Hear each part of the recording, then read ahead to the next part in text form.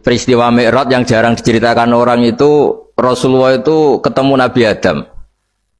Dan Nabi Adam itu disebutkan di sini faidan an yaminihi aswidatun wa an yasarihi aswidatun. Dari sisi kanan itu ada kelompok besar, dari sisi kiri juga kelompok besar.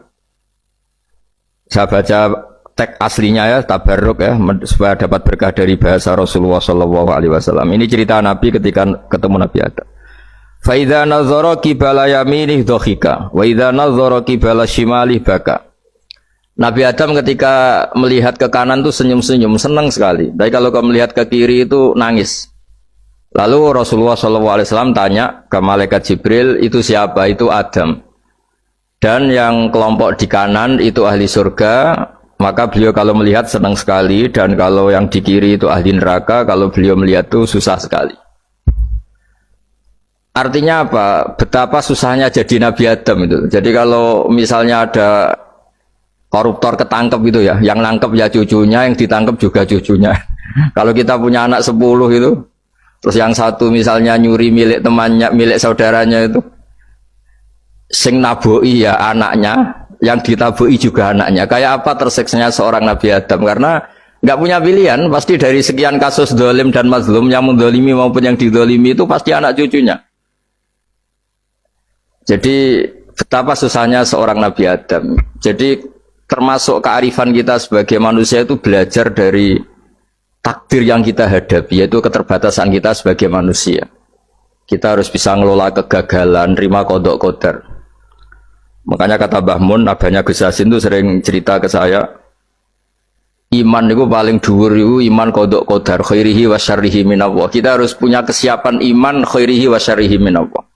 Bahwa segala kebaikan, segala syar itu sudah digariskan oleh Allah Ta'ala. Kita bisa apa sebagai manusia? Jadi pertama Nabi Muhammad ketemu di as-sama idunya, langit paling dekat, itu ketemu Nabi Adam dengan kondisi seperti tadi. Kalau melihat ke kanan itu senyum, karena itu anak-anak beliau, turunan beliau yang ahli surga.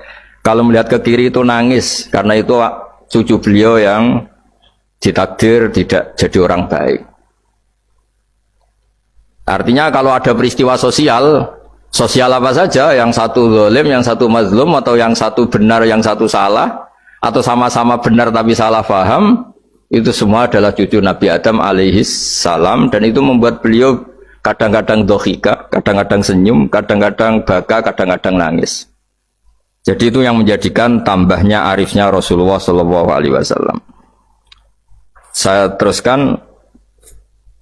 Qultu ya Jibril man hadha qal hadha Adam wa hadhil aswida an yamini wa an shimalih nasamu bani fa ahlul yamin ahlul jannah wal aswida allati an shimali ahlun nar fa idza nazara qibala yamini dhahika wa idza nazara qibala shimalihi baka. Itu seperti misalnya kita punya anak 5, yang satu sukses jadi profesor doktor atau jadi orang alim, yang satu sekolah saja gak naik, misalnya sudah gak naik, ngentekno dunya itu nghabiskan harta itu kan.